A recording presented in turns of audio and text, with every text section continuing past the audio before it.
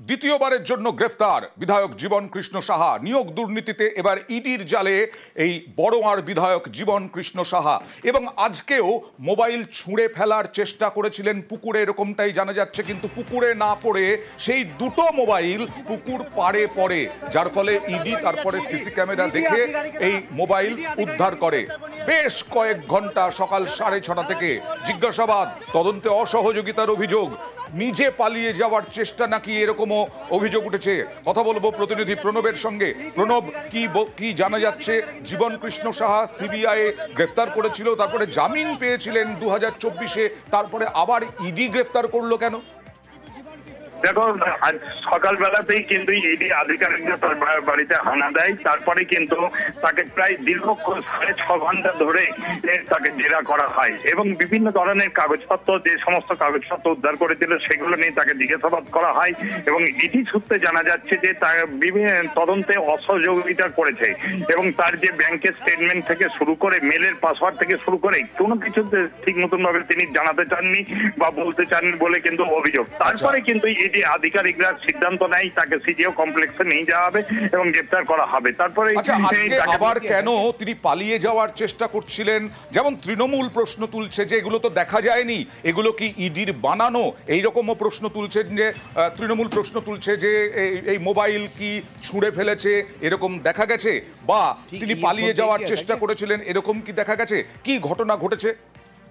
দেখো, আজকে যখন সকালেই ইডি আধিকারিকরা হানা দেয়, প্রথম থেকেই তার দরজা খুলতে তিনি অনেকক্ষণ দেরি করেন এবং যখন তিনি জানতে পারেন ইডি আধিকারিকরা তার বাড়িতে আসে, তখনই কিন্তু তার বাড়ির পেছনে যে পুকুর রয়েছে সেই পুকুরেই কিন্তু দুটো মোবাইলকে ছুঁড়ে ফেলে দেওয়া হয়। 2023-এ 16ই এপ্রিল তিনি যা করেছিলেন ঠিক একই জিনিস, কিন্তু সেই সময়তে পুকুরের মধ্যে পড়েছিল, এবার কিন্তু পুকুরে পড়েনি, পুকুরের পাড়ে পড়েছিল। এবং তার বাড়ির পিছন দিকে একটি সিসিটিভি ক্যামেরা লাগানো রয়েছে, সেই ক্যামেরা দেখতেই কিন্তু কাজটা সহজ করে দেয় ইডি আধিকারিকদের।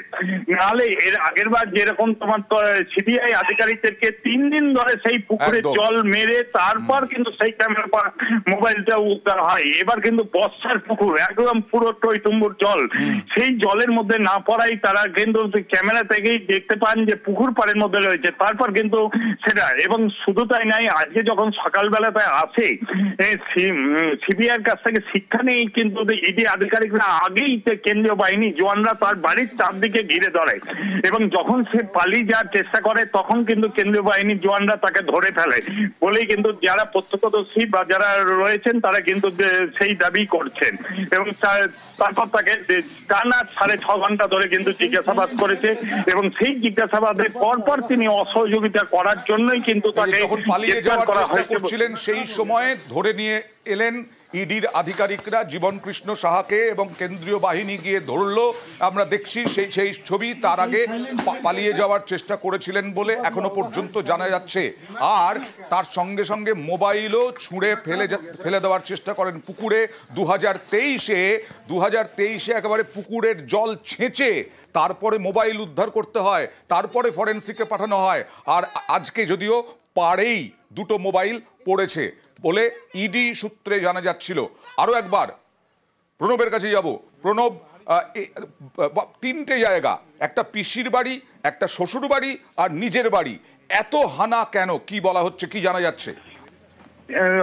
3টে বাড়ি নয়, 4টে বাড়ি। একটা হচ্ছে তোমাদের তার শ্বশুর বাড়িতে, যেরকম রঘুনাথগঞ্জের পিয়ারাপুরে তার যে শ্বশুর বাড়ি, সেই শ্বশুর বাড়িতে।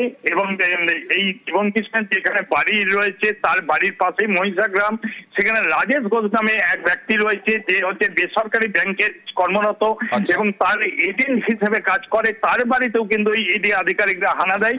এবং সাঁইথিয়াতে যে পিসির বাড়িতে সে ছোট বয়স থেকে তার মানুষ হয়েছে বা যাতায়াত ছিল এবং বেশ কিছু রাজেশের বাড়ি কোথায় বললে? এই রাজেশের বাড়ি হচ্ছে বড়োয়ার যে আদি রয়েছে তারই পাশের গ্রাম মহিষা গ্রাম বলে এবং তার বাড়িতেও কিন্তু বিভিন্ন ধরনের কাগজপত্র তার দেখেছে এবং তাকেও ঘন্টা 3 ধরে কিন্তু তাকে জিজ্ঞাসাবাদ করেছেন ইডি আধিকারিকরা। বিশেষ করে মনে করা হচ্ছে এই যে অবৈধ যে নিয়োগ দুর্নীতি কাণ্ড, সে এজেন্ট হিসেবে কাজ করতো এবং বেশ কিছু টাকা পয়সা তোলার কাজে কিন্তু এই রাজেশের নাম জড়িয়ে যায় এবং সেই কারণে কিন্তু রাজেশের বাড়িতে হানা দেওয়া হয়েছে এবং রাজেশের বাড়ি থেকেও বেশ কিছু কাগজপত্র পেয়েছে এবং ব্যাংকের বেশ কিছু স্টেটমেন্টও নিয়েছে এবং সিডিও কমপ্লেক্সেও তাকে ডেকে পাঠানো হয়েছে বলে কিন্তু আমরা জানতে পারছি। বেশ, তার মানে চারটি বাড়িতে আজকে ইডি হানা দিয়েছিল। জীবন কৃষ্ণর বাড়ি, জীবন কৃষ্ণের হয়ে এজেন্ট হয়ে কাজ করতেন এরকম অভিযোগ রাজেশ বলে একজনের বাড়ি এখানেই বড়োয়াতেই, আবার শ্বশুর বাড়ি এবং তার সঙ্গে সঙ্গে পিসির বাড়ি। কেন গ্রেফতার হলেন? বারবার প্রশ্ন তুলছেন তৃণমূলের নেতৃত্ব যে সিবিআই জামিন পেয়ে গেল সিবিআই মামলায় জীবন কৃষ্ণ 1 বছরের মধ্যে, তারপরে আবার ইডি এবং নির্বাচনের আগে এই প্রশ্ন তুলছে তৃণমূলের নেতারা। কথা বলবো অনুপের সঙ্গে। অনুপ, কেন আবার গ্রেফতার? তিনি তো জামিনই পেয়ে গেছিলেন। এক সপ্তাহ আগে কিন্তু প্রসন্ন কুমার রায়ের যে বাড়ি, সেই বাড়িতে তল্লাশি করা হয়েছিল, সেখান থেকে বেশ কিছু নথি এবং তথ্য উদ্ধার হয়েছিল। সেই তথ্য বা নথি ধরেই কিন্তু একেবারে বেশ কিছু তথ্য পাওয়ার পরে একেবারে জীবন কৃষ্ণ সাহা যে বিধায়ক, তার নাম কিন্তু সেখানে উঠে আসে। এরপরে ইডির পক্ষ থেকে গত পরশুদিন দুপুরবেলা একেবারে দুটো ভাগে ভাগ হয়ে যে বীরভূম এবং মুর্শিদাবাদ, এই দুটি এলাকায় টিম পৌঁছয় এবং গোটা এলাকা তারা কিন্তু রেকি করে। তারপরে গতকাল ভোর রাতে অর্থাৎ রাত 1:30 নাগাদ কয়েকটা টিম পৌঁছে এবং একজন কিন্তু এই তল্লাশি অভিযান শুরু করে এবং যখনই শুরু করে তল্লাশি অভিযান, এবং সেই সময় মুহূর্তে কিন্তু লক্ষ্য করা যায় ইডি অফিসার তারা জানতে পারে দুটি মোবাইল ফোন তিনি ফেলে দিয়েছেন এবং তিনিও পালিয়ে যাওয়ার চেষ্টা করছেন। এই যে গোটা ঘটনা, তার পরবর্তী ক্ষেত্রে বেশ কিছু একটি মোবাইল ফোন তার হাতে রয় এবং তিনি জানান তার একটা মাত্র মোবাইল ফোন, কিন্তু এই মোবাইলের তথ্য ধরেই অন্য মোবাইলে ডায়াল করা একটি মোবাইলের নাম্বারে রিং হচ্ছিল, অন্য মোবাইল সুইচ অফ ছিল এবং সেই তথ্য ধরেই কিন্তু আরো দুটো মোবাইলের খোঁজ পায় এবং এই খোঁজ পাওয়ার পর তাকে যখন পাসওয়ার্ড জানতে চায়, তিনি পাসওয়ার্ড দিতে অস্বীকার করে। তারপরে পাসওয়ার্ড যখন দেয়, মোবাইল থেকে কিন্তু একেবারে বেশ কিছু লেনদেন সম্পর্কিত একাধিক তথ্য উঠে আছে, এসপি সিনহা সংক্রান্ত, এছাড়া প্রসন্ন কুমার রায় সংক্রান্ত তথ্য উঠে আছে এবং তার অ্যাকাউন্টে এই সমস্ত চাকরির যে বিক্রির টাকা, সেই টাকা কিন্তু বিভিন্ন অ্যাকাউন্ট মারফত তার আত্মীয়-স্বজনদের অ্যাকাউন্টে ঢুকেছিল।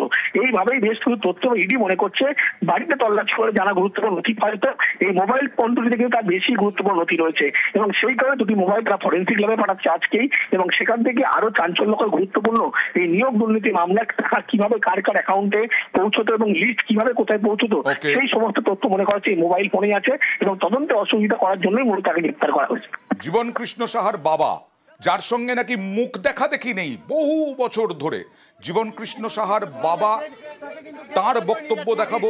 তিনি টার্গেট করেছেন পিসিকে, মানে জীবন কৃষ্ণ সাহার পিসিকে, যার বাড়িতেও আজকে ইডির হানা হয়েছে। কি বলছেন বাবা, তার পাল্টা পিসি? করার দরকার আছে, এটা হিট করার দরকার আছে। বহু সম্পত্তি করেছে মায়া সাহা, একটা লজ, তারপরে ওই কি বাজার ওটা জানে ইডিরা জানে না, তারপরে আমার জায়গাটাকে বেনামি কিনে রেখেছে, মায়া সাহার বাড়ির পেছনেই বাড়ি ছিল, বেনামি কিনে আর শালা সম্বন্ধের নামে বাড়ি কিনে রেখে দিয়েছে। আরে না কেন ছিল নি, কিছুই ছিল না, ওর নামে এমএলএ হয়েই তো করলো। জীবন কৃষ্ণ সাহার সঙ্গে আপনার এখন কোনো যোগাযোগ আছে? না, আমার যোগাযোগ পিসির সঙ্গে যোগাযোগ রয়েছে না, ওর সাথেও নাই, ওর সাথে ও তো অনলাইনে লিঙ্কে ঢুকে গেছিল বাবা, টাকা পয়সা পেয়ে তো না। আর মাকে নিয়ে এসে একটা পুলিশ কেস স্টার্ট করো বড়মা থানায় আমার নামে, সে কেসে বেল নিতে হয়েছে আমাকে, মিথ্যা করে কেস করেছে। না, আমাকে সেরকম তলব কিছু করেনি। 10 তারিখে যেতে বললো, আমাকে কিছু কাগজপত্র নিয়ে যেতে বললো, কিন্তু জীবন সাহা আমার ভাইপো, রক্ত সম্পর্ক, কিন্তু ওটা তো আমার ভাইপো বটে যতই হোক, কিন্তু ও কি করেছে না করেছে সেটা তো বলতে পারবো না। জীবন কৃষ্ণের বাবা ও বলছে সরাসরি যে ও এমএলএ হওয়ার পর থেকে আপনাদের এত প্রতিপত্তি বৃদ্ধি হয়েছে এবং আপনারা সেই দুর্নীতির সঙ্গে সরাসরি। না, এটা ফালতু কথা বলেছে, ওই সব সম্পর্ক আমার নাই, ভাইপোর সঙ্গে ওইরকম নেই। ইডি এসে সব দেখলো, তল্লাশি করলো, কিন্তু কিছু পাইনি। ওই বললো দেখা করতে বললো 28 তারিখে। আর জীবন কৃষ্ণ সাহার গ্রেফতারি নিয়ে রাজনৈতিক তরজাও তুঙ্গে। বিরোধী দলনেতা শুভেন্দু অধিকারী, প্রাক্তন প্রদেশ কংগ্রেস সভাপতি অধীর রঞ্জন চৌধুরী, তারা আক্রমণ করলেন তৃণমূলকে, তৃণমূলেরও পাল্টা। ডেসপারেট, এর আগেও প্রাচীরে ঝুলেছিল, পুকুরে লাফাচ্ছিল, এবারে পুকুর অব্দি যায়নি, নালাতে পড়েছে। জীবন কৃষ্ণ সাহা ছিল পার্থ চ্যাটার্জি, কালীঘাটের কাকু মানিক ভট্টাচার্যের অন্যতম বড় এজেন্ট। বীরভূম এবং মুর্শিদাবাদ জেলার সমস্ত তালিকা, টাকা তোলা, পৌঁছে দেওয়া, একটা অংশ রাখা, এই কাজটা জীবন কৃষ্ণ সাহা করতেন। জীবন কৃষ্ণ সাহার কাছে থেমে থাকলে হবে না। জীবন কৃষ্ণ সাহা কান্দি, নবগ্রাম, খড়গ্রাম এইসব এলাকার এমএলএদের দিয়ে তালিকা তৈরি করা, টাকা তোলা এবং সেই লোকেদেরকে টাকার বিনিময়ে চাকরি পাইয়ে দেওয়ার কাজ করেছেন। অর্থাৎ কান টেনেছেন ঠিক আছে, মাথাকেও টানতে হবে। যারা অপরাধী হয় তারাই তাদের তথ্য প্রমাণ লুকোনোর চেষ্টা করে। তাই নিঃসন্দেহে কথা বলা যায় যে মনোয়ার যিনি তৃণমূলের বিধায়ক, তিনি নিশ্চয়ই অপরাধ বোধে এই কাজ করেছেন।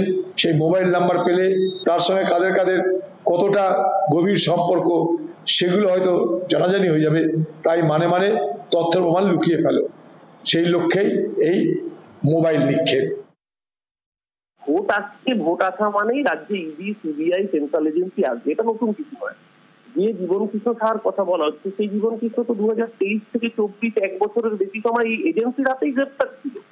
তখন ইন্টারোগেশন করেনি, তখন ডেটা সংগ্রহ করেনি। আজকে ভোটের আগেই নাটক কেন? আবার বলছে মোবাইল ছুড়ে ফেলেছে। আপনি দেখেছেন? আমি দেখেছি, কেউ দেখেনি। সিবিআই বলছে। ইডি সূত্র একসময় আমাদের বলেছিল অনুব্রত মণ্ডলের দেহলক্ষ্মীর নাকি শুরু করেছিল 50 কোটি 70 কোটি, রাস্তায় 700 কত কোটি টাকার প্রপার্টি আছে। তারপর যখন ফাইনাল চার্জশিট দিয়েছিল দেখা গেল 17 লক্ষ টাকার প্রপার্টি অ্যাটাচ করেছে। 700 কোটি বলে 17 লক্ষ টাকার প্রপার্টি অ্যাটাচ করা, এই হাস্যকর বস্তা পচা অপযুক্তিগুলো বাংলার মানুষ আর খাচ্ছে না। আমি ওনাদেরকে বলবো, ওনারা ভালো করে একটু স্ক্রিপ্টটা লিখুন।